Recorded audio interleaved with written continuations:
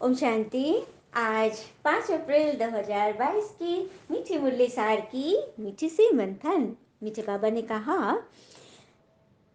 मैं तुम्हारा पिता, टीचर और सदगुरु तीनों ही हूँ, जो तुम्हारे लिए परम प्रिय है।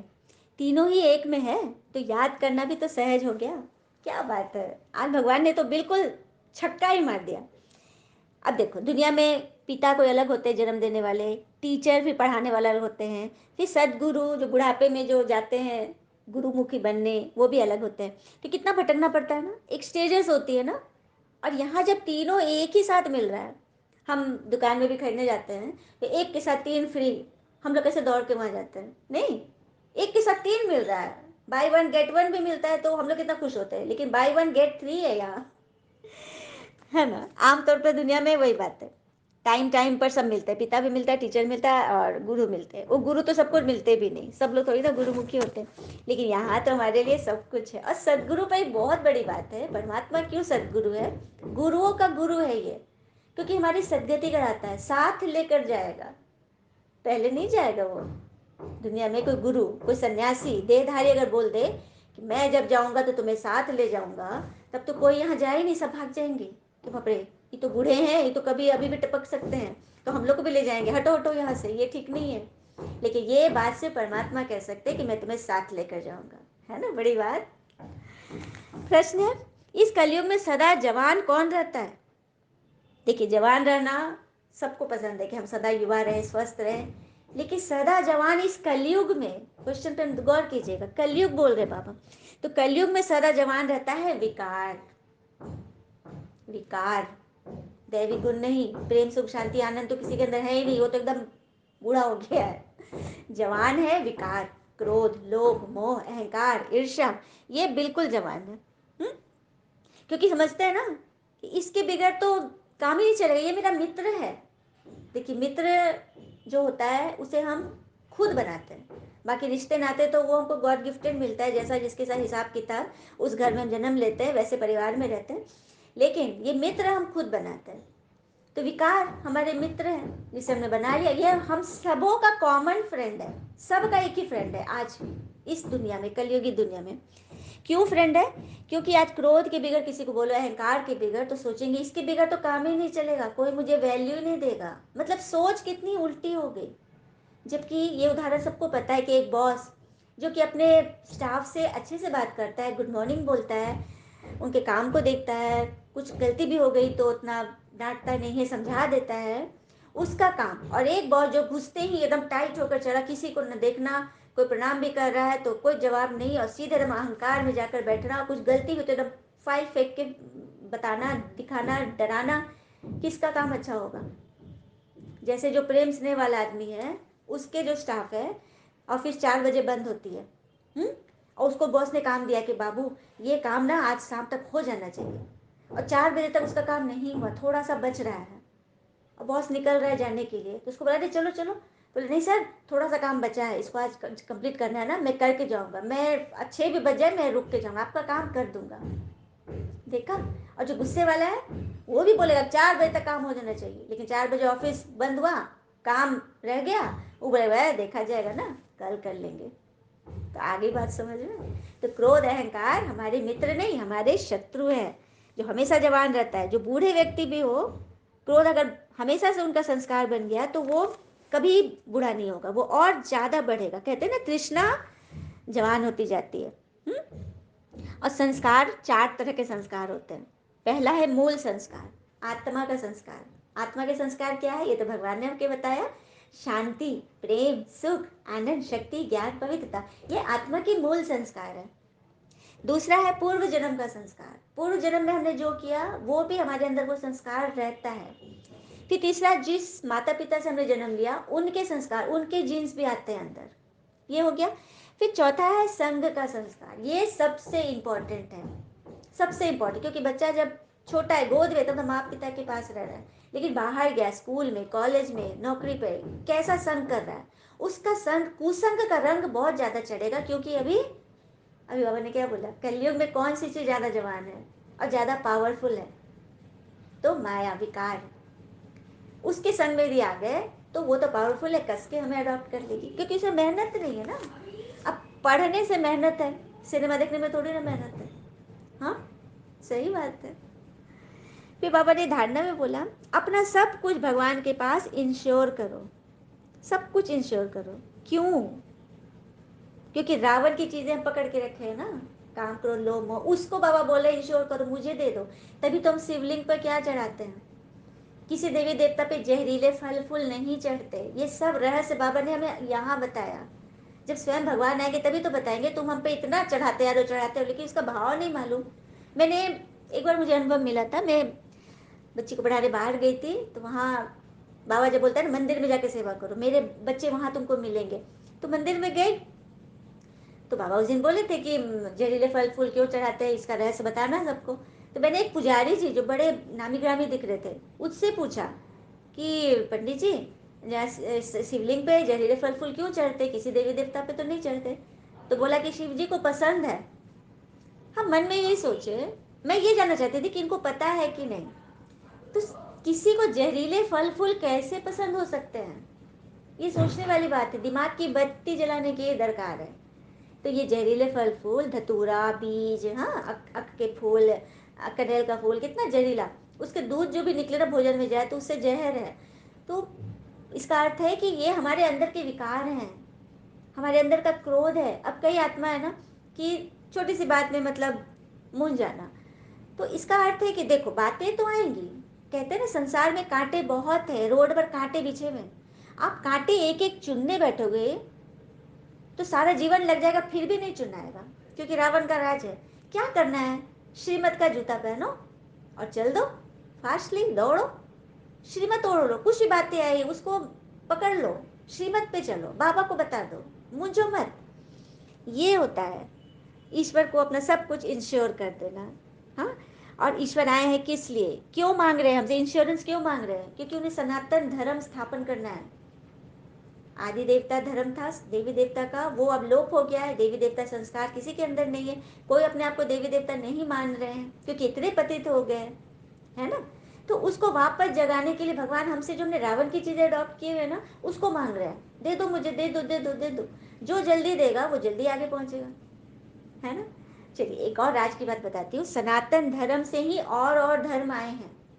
चलिए इब्राहिम की कहानी सुनाती हूँ। इब्राहिम जब बहुत छोटे थे तो उनके जो पिता थे, आज जनरली हम देखते हैं हमारे हिंदू धर्म में, माने हिंदू मंदिरों के जो फल प्रसाद होते हैं जास्ती करके ना मुस्लिम लोग होते हैं। हमने सबने देखा है ना, मुस्लिम लोग ही मतलब गली मोहल्ले में मतलब छोटी छोटी दुकानें खोल के रखते हैं, मूर्तियाँ बनाते हैं। हाँ, तो ऐसे ही इब्राहिम के पिता मूर्तिकार थे, वो देवी देवता की बहुत सारी मूर्ति बना के रखे थे। तो इब्राहिम के मन में क्वेश्चन होता था, ये लोग कौन है, तो बोलता भगवान है, ऐसे मतलब था हिंदुओं के भगवान है। तो उसके मन में आया कि भगवान है तो बहुत शक्तिशाली होंगे, कुछ भी कर सकते हैं। लेकिन क्या मन में आया, उसने सारी मूर्तियों को तोड़ दिया। और उसके पिताजी, ये क्या किया तुमने, तोड़ दिया। अरे मैंने नहीं तोड़ा, ये लोग आपस में लड़ गए और बिखर गए। वो तो लड़ गए, अरे ये तो अपने से खड़े भी नहीं हो सकते, ये मूर्ति कैसे लड़ेंगे। तो इब्राहिम बोलता है, यही तो मैं कह रहा हूँ, जो खुद खड़े नहीं हो सकते वो किसी दूसरे को कैसे खड़ा करेंगे। तो उसकी जब ऐसी विचारधारा हुई तो उसके पिताजी डर गए, अगर बाप रे हिंदुओं का बड़ा समय, तुम ऐसा बोलोगे तो लड़ाई हो जाएगा, जाओ जाओ जाओ भाग जाओ यहाँ से। और उसको सच में बोला कि तुम कुछ दिन के लिए निकल जाओ यहाँ से। मतलब ऐसे डर गया वो व्यक्ति, और वो जब चला गया वहाँ से। तो यही है मतलब हिंदू धर्म से फिर वही इब्राहिम जा करके ना वो जीसस का वो बनता है, उसी से फिर जीसस भी निकलते हैं। ऐसे ऐसे कई कहानियाँ हैं, मतलब कैसे सभी धर्मों का उदय हुआ, मतलब शुरुआत तो उसी से हुई, हमारे हिंदू धर्म की संस्कृति से ही ना। तो ये बात है। तो सब कुछ ईश्वरीय सेवा में लगाना है, माया की प्रवेशता किसी कारण से न हो जाए, इसमें सावधान रहना है, बहुत सावधान रहना है। ठीक है, वरदान ले लेते हैं। सदा हर कर्म में रूहानी नशे का अनुभव करने वाले खुश नसीब बनो। हर कर्म में जब हम आत्मिक नशे में रहेंगे, जब आत्मा चार्ज होगी तभी तो वो नशा रहेगा ना, जो चेहरे से झलकेगा। किसी भी बात में मूंझना नहीं है, चेहरा हमारा डिस्टर्ब ना हो, बातें तो आएंगी। आप एग्जामिनेशन हॉल में हैं तो वहाँ परीक्षा में तो परीक्षा तो आपको देना है, बातें तो आएंगी, तरह तरह के क्वेश्चन बड़े बड़े फंसाने वाले रहेंगे। आप नहीं पढ़ो वही आ जाएगा, बहुत तरह की चीज़ आता है ना एग्जाम में। तो फंसना नहीं है, याद में रहना है, अनुभव करना है ना कि मैं तो ईश्वर के द्वारा निमित्त हूँ, मैं हर कर्म में भगवान की याद से करने वाली खुशनसीब आत्मा हूँ, क्योंकि भगवान ने हमें पसंद किया है। चलिए इस पर भी छोटा सा कहानी सुना देती हूँ, सबको पता भी होगा लेकिन फिर से रिवीजन हो जाए, क्योंकि भगवान की पसंद वाली बात है तो यहाँ पे कहानी तो बनता है। तो एक बार की बात है, एक बार नारद मुनि ऐसे ही भ्रमण कर रहे थे, तो उन्होंने देखा कि भगवान जी एक बहुत बड़े रजिस्टर में कुछ लिख रहे हैं। नारद जी को उत्सुकता जगी, वो पहुंचे, भगवान जी क्या कर रहे हैं? बोले इसमें उन लोगों के नाम है जो मुझे याद करते हैं। तो नारद जी बड़ा खुश हुए, बोले देखो तो जरा। भगवान ने दिखाया, उसमें सबसे पहले नारद मुनि का नाम था, क्योंकि उनके मुख में क्या है, हमेशा नारायण नारायण, उसके सिवा तो कुछ न आदि है ना अंत है। तो ऐसे ही धरती पर टहलने का तो देखा हनुमान जी ध्यान में मगन एक पेड़ की छांव पे और जय श्री राम कर रहे। तो नारद जी को बड़ा, उनको तो छेड़े मजा लगता था, इस देवता को उससे, उस देवी को उससे, ऐसा करके ना इधर उधर की बातें फैलाना। हनुमान जी को देखा तो बोल रहे हैं, अरे क्या कर रहे हो ढोंगी, तुम्हारा पूजा कोई नाम काम का नहीं है, भगवान के रिश्ते में तुम्हारा नाम ही नहीं है कि तुम भगवान को याद करते हो। तो हनुमान जी मन में सोचे कि अरे इनकी तो ऐसी आदत है, ये ऐसी मजाक करते हैं, मुस्कुरा दिया, कुछ नहीं बोला। एक बार फिर काफी दिन बीत गए, नारद जी फिर हनुमान भगवान जी के कक्ष में गए तो देखा भगवान जी छोटी सी एक पर्सनल डायरी थी, छोटी सी पॉकेट डायरी, उसमें कुछ लिख रहे हैं भगवान जी। तो फिर उनको उत्सुकता जगी कि भगवान जी ये क्या कर रहे हैं? तो इसमें उन लोगों का नाम है जिन्हें मैं पसंद करता हूँ। तो नारद जी बड़ा खुश, मैं देखूं, उनको लगा कि इसमें फिर भी मेरा नाम होगा, मेरा नाम। तो जब उन्होंने डायरी में झांका, सबसे पहले हनुमान जी का नाम था। तो देखा हनुमान जी का नाम क्यों, क्योंकि हनुमान जी जैसा निरहंकारी कोई नहीं, सब कुछ किया उन्होंने। हाँ, जब से राम जी मिले सीता को ढूंढने, सुरसा है, जितने भी एपिसोड सुंदरकांड में तो पूरा वर्णन है, लंका, सब कुछ किया, लेकिन नाम क्या लिया? ये तो मेरे प्रभु श्री राम की प्रेरणा से हुआ है। और हमेशा नीचे, कभी हनुमान जी को देखे कि राम जी के बगल में बैठे हैं? कभी नीचे जुतियों में बैठे हैं। ये है उनकी निरंकारिता। इसीलिए बजरंग बली का नाम लो ना, सारी बलाएं टल जाती है ना। तो वो भगवान की पसंद, तो वैसा बनना है, कोई अहंकार नहीं, किसी ने मुझे मान दिया, शान दिया, नहीं चाहिए मुझे। कोई कैसा है उसके दिल को देखो, उसकी आत्मा को देखो, जहाँ परमात्मा विराजमान है, जो हमेशा याद में रहते हैं। हाँ, उसको स्वीकार करो। तो ये जब नशा होगा तो आप अतीन्द्रिय सुख की अनुभूति करोगे, आपके अंदर से हमेशा खुशी की लहरें आएंगी। तो आप बन गए ना खुश नसीब। कभी भी अपने दुख का रोना नहीं रोएंगे कि मुझे ए नहीं मिला, वो नहीं मिला। सब कुछ मिल गया यार, भगवान मिल गया, अब और क्या चाहिए? हमसे बड़ा खुश नसीब तो हमें दुनिया में कोई नहीं दिखाई देता। तो ये लय जो हमें पता चल गया, ये धुन जो हमें मालूम है, तो क्या हम अपने अपनों को नहीं बताएंगे? सबसे पहले तो हम अपने अपनों को बताएंगे ना, अपने घर में दिया जलाएंगे, फिर मंदिर में दिया जलाएंगे। तो ये रहस्य है स्लोगन, साधनों को सेवा प्रति यूज करो, आराम पसंद मत बनो। ये साधन जो आराम की चीजें मिली है, इसमें दिन रात आराम ही करे, कुछ सेवा न करे, किसी के लिए शुभावना न रखे, कोई बात उसको पकड़ करके मखमल के बेड पर बैठ कर रोते रहे तो क्या मिला?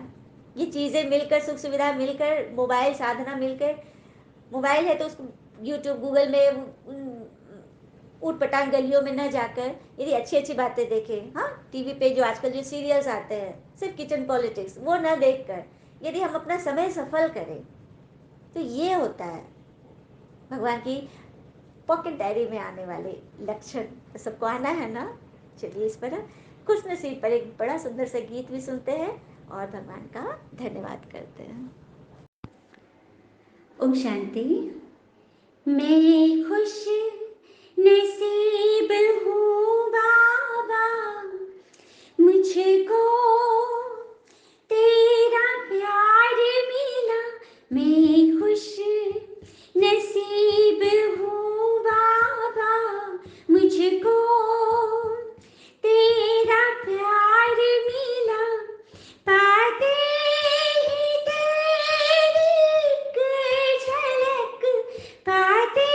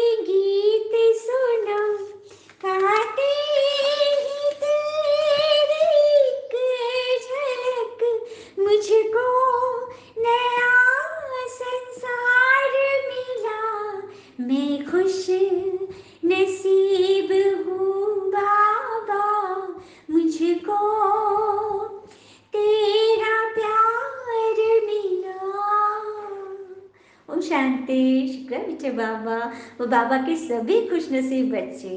All is well always. ओम शांति।